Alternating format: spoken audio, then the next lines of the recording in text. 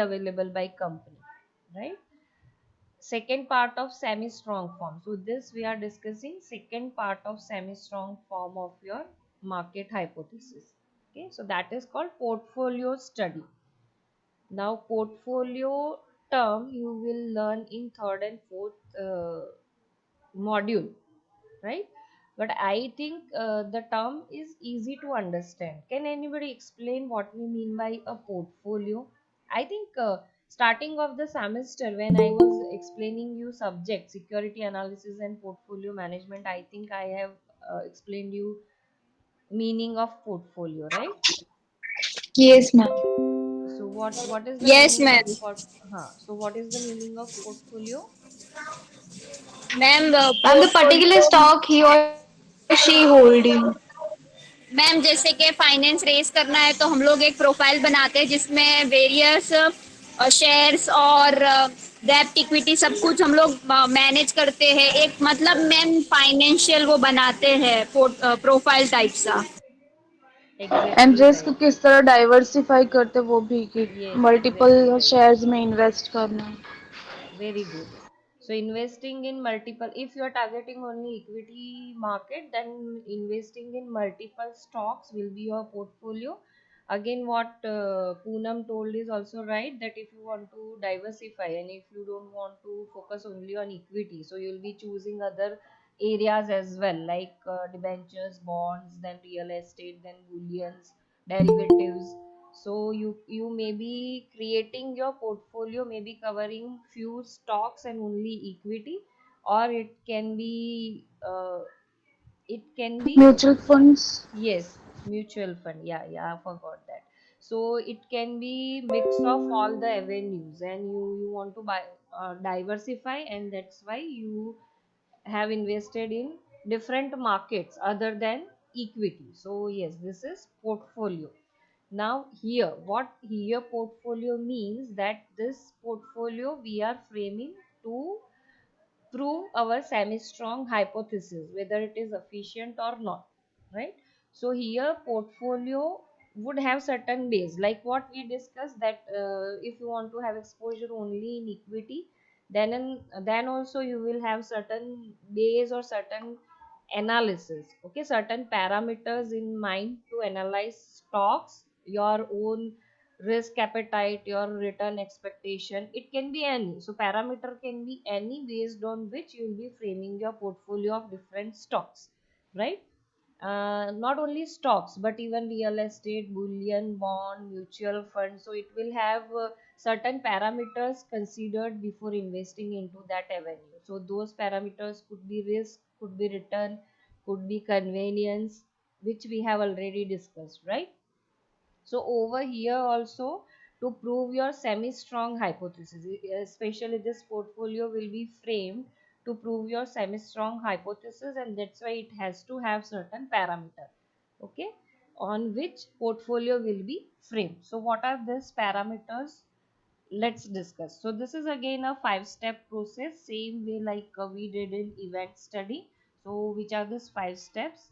First, define the variable. So I talked about the parameter, right? Risk, return, convenience. So here that parameter would be characteristics of the firm, which based on which the firms will be classified. So first step is define the particular variable parameter, that would be characteristic of the stock on which firms will be classified.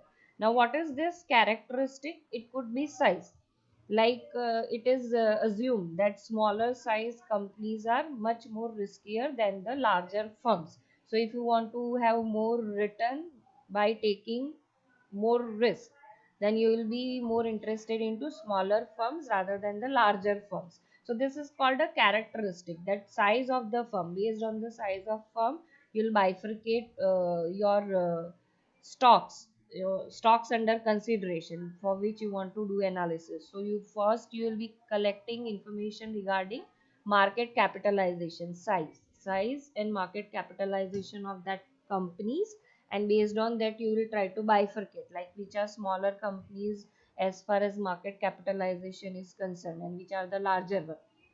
Okay, so this is your variable, this is your parameter. Other parameters could be PE ratio, then maybe EPS, what level of EPS companies are earning. It could be profitability over a period of time. It could be investments. It could be liquidity of the stock. So all these are characteristics on which you can frame your portfolio. Like if you say, suppose if you take profitability as parameter, so you will try to bifurcate higher highly profitable company from low profitable companies. So you will be collecting information regarding past 2 to 3 years and profit figures of the companies, and based on that you will try to bifurcate, and then you will decide that the companies which have record of high profit in past 2 to 3 years will uh, it may happen that the same track record they will have in future. So let me capitalize on that, or let me invest into that portfolio. Few may think that in past few companies may not have performed well due to certain reasons, but in future they are going to perform well. So like you can even target low profitable companies as well, looking to the fundamentals and financial analysis. But what we are discussing right now is a characteristic. So on which characteristic you will be bifurcating the stocks, and you will be preparing your portfolio for your efficient market hypothesis, proving your efficient market hypothesis. So this is your first step. Okay, so on in this step you must have framed your portfolios. Then classify firms into portfolios based upon the magnitude of the variable. This I have already explained, magnitude of the variable. So say suppose size. So in size, what we talked about, market capitalization. So market capitalization higher versus lower. So that is called magnitude of that variable. That whether size is high or size is low, whether company is large or company is small. So based on that you will bifurcate your portfolio. So this is your second step. Now compute the returns for each portfolio. So say suppose you have identified 10 large companies and made a portfolio, and 10 smaller companies and made a portfolio. Now you are required to find out returns. Okay, return for each and every company. So for those 10 large companies as well as 10 small companies, we will be calculating returns. Okay, and adding return of each and every company will give you portfolio returns.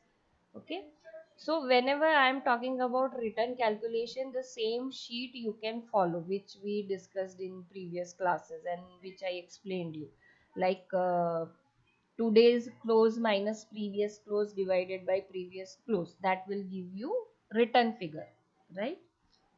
So you can compute return of all the companies, all the stocks of the portfolio, and you can total it up, so it will be your portfolio return. So that is your third step. Then you will calculate excess returns for each portfolio following CAPM, that is capital asset pricing model. I think this I already explained you yesterday, but if you want to understand it in more better way, then you have to apply this formula practically, meaning thereby you need to frame a portfolio and you need to find out returns of that portfolio, and again this excess return. Okay, so let me explain it again, but in short time kind of thing. So this is expected return, this is return of portfolio. Okay, it could be for each company, it could be for entire portfolio. Now this beta is the variability and the beta has specific formula that you learn in next module. So through that formula you will be calculating beta, and this is the market. So this 20 companies from where you have chosen, are they part of Sensex? So RMT, yani return of Sensex for a chosen period you will be calculating, and by that way you in next step you are required to find out excess returns. Okay, now assess whether the average excess returns. So averaging, meaning thereby for each and every stock you will be applying this formula, and for each and every stock first you will be finding expected returns, and then averaging out. Okay, so total return divided by 10, as 10 stocks are there, so this will give you average excess returns.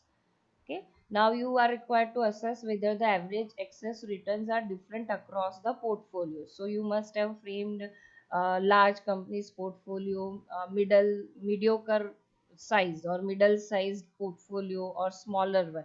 And again, based on profitability, based on PE ratio, you may have developed designed portfolios. So for all these portfolios, you will be finding average excess returns and then applying the same T statistics which we learned in this, right? So you will be checking through T statistics that whether there is any difference or not. Okay. Okay, so you are required to check whether the average excess returns are different across the portfolios or not. So is there any difference in returns? If like I compare return of large firms with smaller firms, or I compare returns of highly profitable firms with low profitability firms, so is there any difference in average excess returns? If I can find out, or I can prove the hypothesis that yes, they are different, then the market is not semi strong efficient. But if I couldn't prove that, there cannot be any parameter on basis of which I can divide stocks into portfolios, and through those portfolio investments I can earn excess returns. So if I can't prove that among all these portfolios there is any difference in average excess returns, then what I am proving, that my market is financial market is semi strong efficient, right? So if there is no difference in returns, meaning thereby these parameters are not useful for portfolio framing to earn higher excess return or abnormally high returns. And if it is not uh, useful parameters, then yes, each and everybody could use that information to earn only on an average returns or profits. And it won't be like some mutual funds or few investors would be using this particular knowledge, and they'll be uh, framing portfolios and earning huge returns. Okay, so if difference couldn't be proved, then semi strong hypothesis get proved that financial markets are semi-strong efficient. But I can prove, if I can prove that the returns, excess returns are different in different portfolios, then semi-strong form cannot be proved and financial markets are not semi-strong efficient. I'll be concluding, right? So this is about semi-strong form portfolio study. Any doubt? No, ma'am. Okay. So this is just an example of a PE multiple, price earning ratio. So based on price earning ratio, stocks are divided into 10 different portfolios. I talked about only two. Like if you have 20 companies, 10 would be of lowest portfolio, 10 would be of highest. But if you are taking, say, suppose 100 companies from BSE, 500 companies from BSE to frame your portfolio, so you can have 10 different portfolios as well. So this represents the first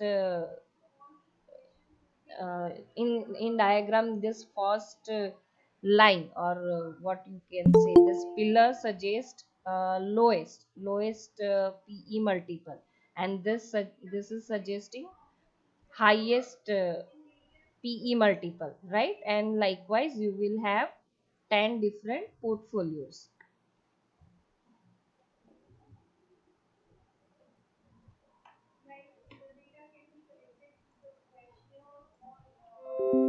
So you can see, like if you have few, say suppose 10 stocks in lowest P multiple class, then it is earning nearby 17 or 17 point something kind of returns. And if you compare this with highest P multiple class portfolios, they are earning nearby 8 percentage, right? So this is showing difference. Now any taste, statistical taste, if you apply among all these 10 portfolio returns, then you will conclude that yes, there is difference. Like lowest PE stocks are earning higher than highest PE stocks. And again, in this case, even controversies are there. So if you check the research field and articles, research papers, and all, then you'll see if you see the conclusions, you'll come to know that there is difference of opinion. Few says yes, this multiples could be useful, like size, P ratio, profitability, investment, all this fundamental characteristics of stock can be useful in framing portfolios and earning higher returns. And few research papers would deny this, that no, you won't be able to earn abnormally high return. If you check this, here you are earning only 8 percentage and here you are earning 17. So this is abnormally high, right? This is abnormally high because if you check with the difference, it is nearby 9 percentage or more than 9 percentage difference is there. Okay, but yes, you need to go for research and you need to find out different articles and go through the conclusions. And if papers are in consensus that markets are not semi strong form efficient, then you can use this type of information, frame portfolios, and can earn excess returns. So this is about one example. Now last one is strong form. Empirical evidence on strong form efficient market hypothesis. Why the empirical word is there, as like starting of this chapter I told you that this is completely research based, right? So whichever thing we are talking about, whether it is efficient market hypothesis or whether it is weak, semi strong, strong form, all these concepts and techniques or theories got developed through research, empirical researches only. And what they concluded is part of this particular chapter. Okay, and again, as investors, if you want to go for any research, or if you want to first understand that whether this information could be useful in earning excess returns or not, so you people also will be going for certain type of studies or researches and taking certain samples over a period of time, and you will try to first prove that whether our market is semi strong, strong, or weak form efficient or not. If it is not efficient in any form, yes, you can use that information to earn abnormally high excess return as an investor. Okay, so that's why it is written as empirical evidence. Okay, so it broadly suggests that corporate insiders earn superior returns after adjustment for risk. So corporate insiders in the sense like top officials, then board of directors, then CEOs and all. So this all top officials will be involved in the decision making, management decision making. It may be short term decisions, long term decisions and all. So if they are involved as investors, they can use this type of information and can earn abnormally high return, because due to their expertise and experience and involvement in decision making, they could predict future with much surety, right? And if they could predict future with much surety, they can take advantage of this. So it is also said as insider trading, though it is unethical and illegal, but you can see the instances that there could be insider trading kind of thing. And uh, top officials who has privilege to have information, first hand information, uh, at the time when nobody else can know or may be able to receive that information. So they have that privilege, and you, by using that information, yes, they can invest in that stock and can earn excess returns. So empirical evidence suggests that. Now, say, second thing is mutual fund managers on average do not earn superior returns after adjustment for risk. So other thing could be mutual fund managers are into this means they may be into specific this business like analysis, then forecasting future, then knowing the fundamentals, knowing the management decisions of all the stocks companies and all. But though still they may have privilege to have information, not first hand, maybe second hand, after decision has been taken by top officials. Though they may not be able to earn any excess return after adjustment for risk. So what strong form suggests that other than top officials and may it be unethical practices within the company itself, and they may restrict trading or investment into their own company's stocks or something. So if this could be restricted, semi strong form efficiency would be there in market. Why? Because mutual fund managers or the companies or the parties who are much experienced and they have expertise in this particular field will also will not be able to earn excess returns. Okay, so ultimately again this form you can do, you can conduct study for this form, and you can also prove that like whether mutual fund managers or type of companies can earn abnormally high returns or not, and whether financial markets are efficient in strong form or not. Okay, so we talked about short term information or past stock prices in case of weak form, then event announcements, different type of news announcement by the company, and framing portfolio based on certain characteristics in semi strong form. But in strong form, what we are talking about, we are talking about the top authorities or top officials of the company, as well as the people who are involved in this research and all analysis and all, and they will have much they may be expert of the field and high level of experience into this field, and due to that they can have uh, privilege to have information first, and then using analyzing them this information and predicting future. So strong form covers this participants, and due to their expertise and experience level, they'll be able to analyze information and may be able to predict the future with more accuracy and can earn excess returns. So this thing will be covered in strong form. So this is about three forms of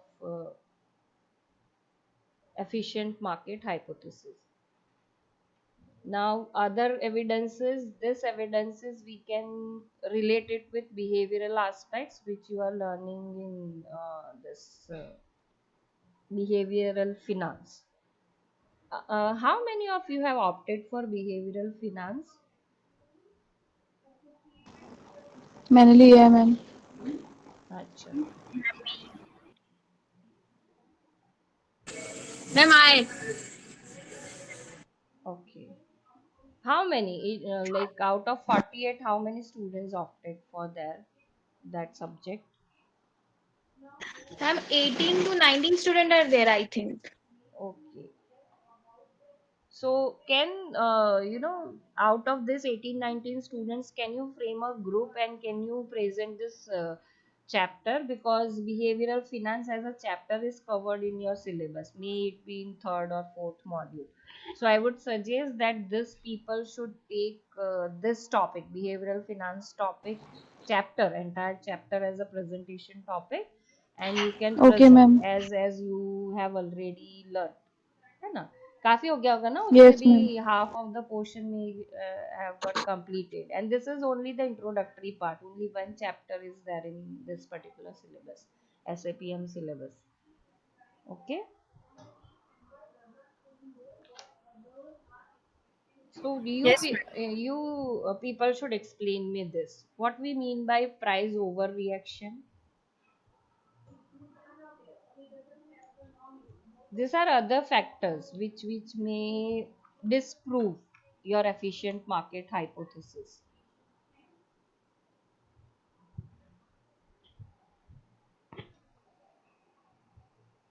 Yes, what overreaction means?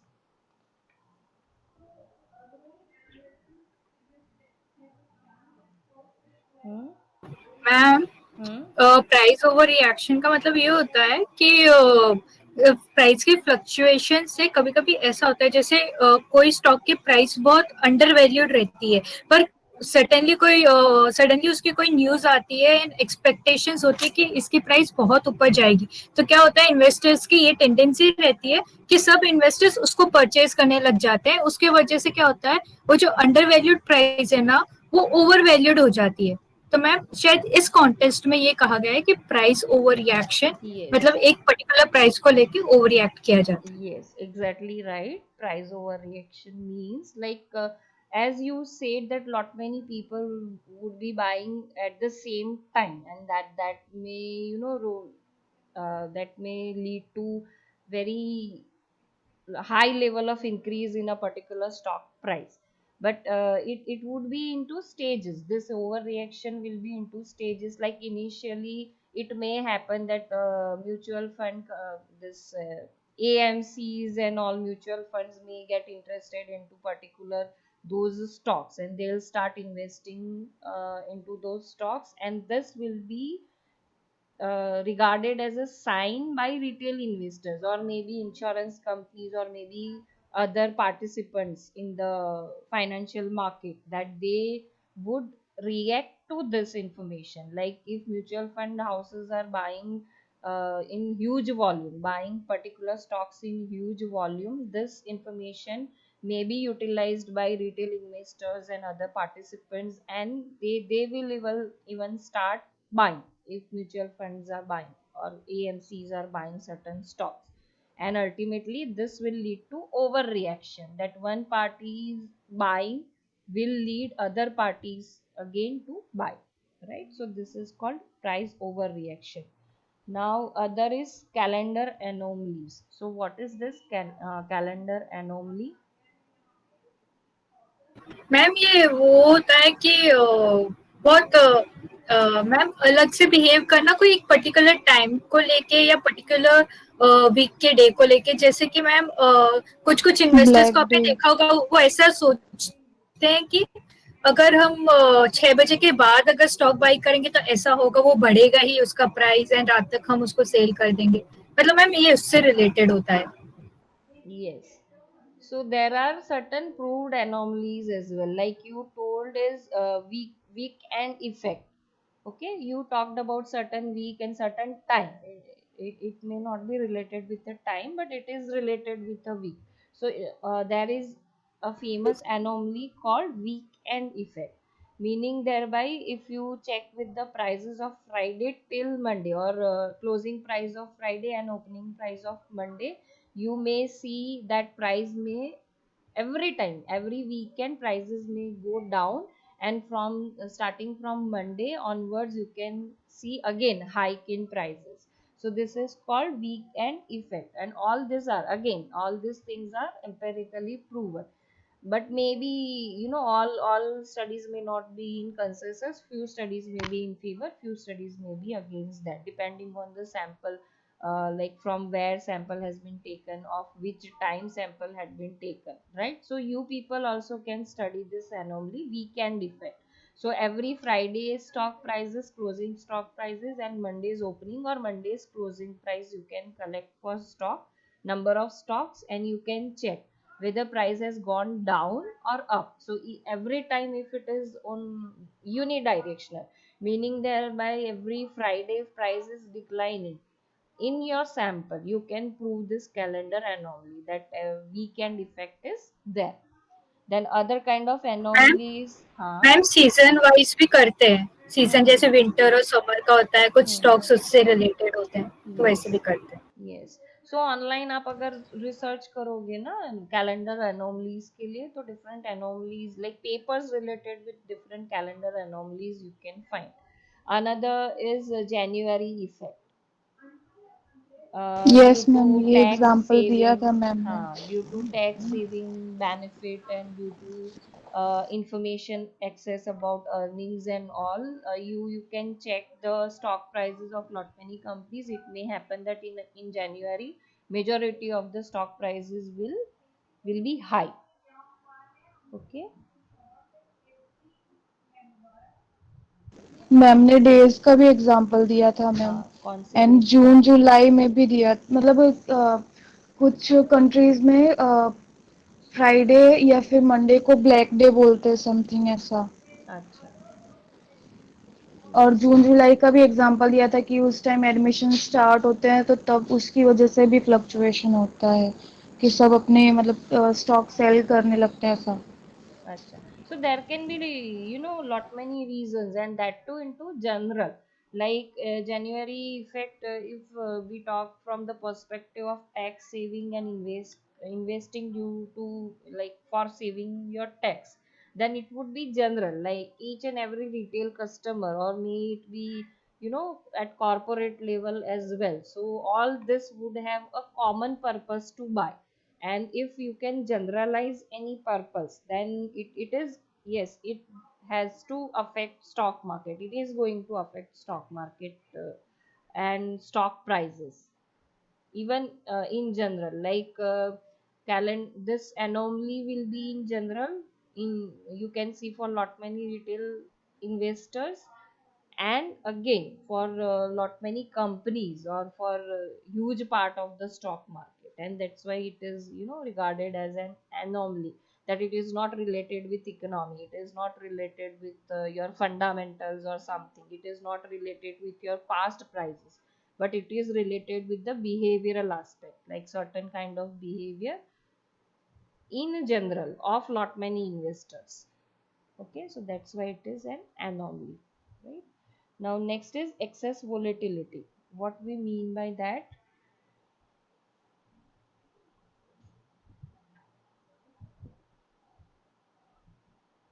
Hmm? Ma'am I am not sure but I guess ये beta से connected है ma'am, Hmm? उसके context में होगा। High fluctuation in prices. अच्छा. हाँ, high volatility and low volatility से ma'am. Okay, so yes, volatility is related with the risk parameter, but excess volatility, in the sense, it is dependent on the herd mentality kind of thing. Like if few yes. players or few investors are purchasing, then other people will also start purchasing. So it is result of price overreaction. Okay, that if prices are going up for lot many stocks, so it is regarded as a volatile kind of stock. Like initially it may be very low, the stock price may be low, but due to price overreaction it had been very high, it had been at a peak level. So this is regarded as excess volatility, but nobody can explain this excess volatility, that why it happened. It is not any fundamental or economic aspect due to which the stock price rose like anything. Okay, so this excess volatility concept is related with your price overreaction, herd mentality, but this couldn't be explained, and that's why it is an anomaly, that it is again due to the behavioral aspect of an investor, not related with any fundamental or economic aspect, right? And this couldn't be explained, that why people are taking uh, that level of risk, or they are into highly volatile stock, because prices may, in very shorter duration, prices may fluctuate more, right? Next is normal range of interest. What it talks about?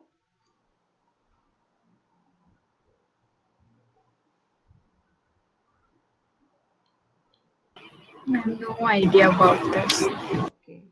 It is related with interest rates, and it is more related with bond market rather than the equity market. Normal range of interest, meaning thereby, if you relate even this concept in practical terms, like say suppose FD rates or something, so it varies in a particular range. May it be 6 to 8 percentage, may it be 3 to 5 percentage or something. Okay, so once it is at the upper end, there are chances that interest rates are going to decline, because it's not like stocks or something, it won't have any limit. No, it is going to fluctuate in a range. So you can predict it with surety that if it is on the upper end, there are high chances that interest rate will decline. If it is at the lower end, there are high chances that interest rate will increase, right? So this is related with, why it is related with this market hypothesis and efficient market hypothesis, because this is also regarded as a kind of information, right? And if you have knowledge about this kind of information or behavioral aspect, like rightly saying, it is regarding the behavioral aspect. So if you have knowledge regarding this type of behavioral aspects, and if it is leading to more than normal returns, abnormally high returns, then again this knowledge can be used to predict the future, used to predict price overreaction, or may it be calendar anomaly, and by that way earning huge returns, and that's why it has been explained. And regarding this normal range of interest, in the sense interest rates could also be predicted with surety, and if something could be predicted with some level of surety, then it disproves your efficient market hypothesis, right? That there is information symmetry. No, it proves that there is information asymmetry, and few people can have this information and can take advantage of the particular information, right?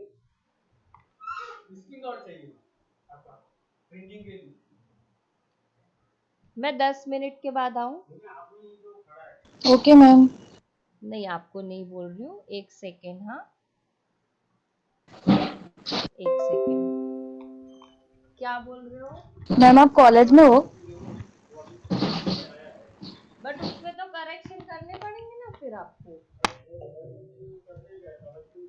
वही, मेरा तो कोई correction दिया नहीं था ना। वो तो वो दिखाएंगे। हाँ, करेक्शन कब दिखाओगे? वो दिखाएंगे, वो बाद में प्रिंटिंग करेंगे। दूसरे में जो करेक्शन किया है वो हिसाब से इसमें भी आएगा। इसमें तो मेरा तो यही करेक्शन था सिर्फ, यूजीसी ये वाला, बीबीए के बाद कॉमा, फिर यूजीसी और नेट के बीच में कॉमा नहीं आएगा, बीबीए के बाद में कॉमा आएगा, यूजीसी नेट के बीच में डैश आएगा। हाँ, और बीबीए के बाद में कॉमा आएगा। बीबीए डालना है, अच्छा बीबीए के बाद में कॉमा आएगा, यूजीसी के बाद में डैश आएगा, और नीचे सब करेक्ट आप खुद कर देना। वो सब वो जो ये है ना वो सब। हाँ, बट दो उससे पहले कर देना, वरना कोई फायदा नहीं रहेगा, सेम यही प्रिंट होके आया तो। Address, fax number, mobile number, बहुत सारे करेक्शंस है, तो वो करके ही देना sir.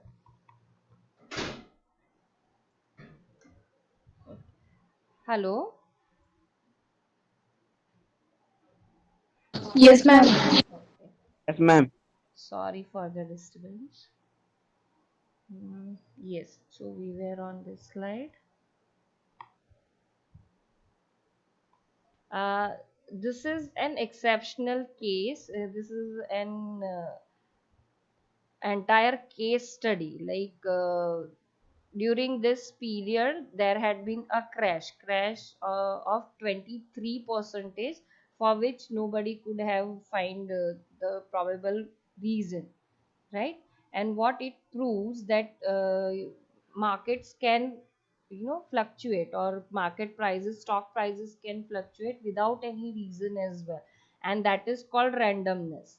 That if you cannot relate it with any particular reason, or you cannot provide any logical kind of parameter through which the variable through which that decline or rise may have happened, then it is regarded as a random change. Okay, so this case study you will be able to read from the book. We are not going much in detail.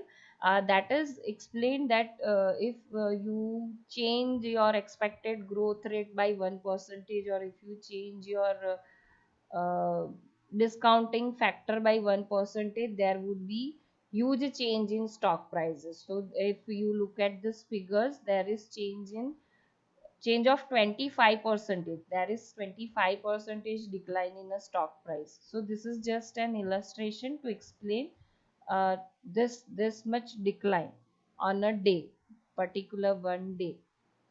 Okay, this is the example of Dow Jones Industrial Average during 1987, that is October 19. Okay, and you may not be able to test your hypothesis that price is equal to intrinsic value, because intrinsic value may not go down, right? On a single day intrinsic value of a particular stock uh, get down by 23 percentage in a single day? Can there be any fundamental which suggests that stock price can move downwards by 23 percentage in a single day? Is it, can it be possible? No, ma'am. No, ma'am. Yes. So this case study talks about that, and this is in favor of your efficient market hypothesis. Okay. So I think we have almost covered each and every topic. Let's go through the conclusion, what this chapter concludes. So the efficient market hypothesis, like all theories, is an imperfect and limited description of the stock market. However, that doesn't, at least for the present, seem to be a better alternative. So what it suggests that, as I also gave you lot many examples, any kind of parameter or any kind of information may not be useful. So there are lot many articles and researches that proves efficient market and disproves, like few are in favor and few are against. So what it implies, that this cannot be a perfect kind of theory which could be applied without any assumption or something. So it is imperfect kind of theory, and research is still on. You people can even take any parameter, or say suppose weak form or semi strong form study, and you can also do the statistical analysis and prove whether it is efficient in particular form or not. So what it suggests, that there is no other alternative available to analyze your stock market, be it your portfolio construction, or be it your event study, or be it weak form study or something. There is no other better theory than this, and that's why it is an accepted theory. Efficient market hypothesis could be used as a base, and then you can prove or disprove something. Okay, so it is closer to being a paradigm than a mere hypothesis, and that's why it is titled as efficient market hypothesis, right? It is not regarded as any model or theory. Okay, because it is not a perfect one, so you cannot say it a theory, bringing a common and coherent explanatory framework to a wide variety of seemingly unrelated phenomena. So, being completely unknown, or being completely without any kind of knowledge, it's better to have some knowledge or some base for your analysis to prove something. Okay, so it will survive until displaced by a better one. At the moment, at least, no better paradigm is in sight, is there, is available. Okay,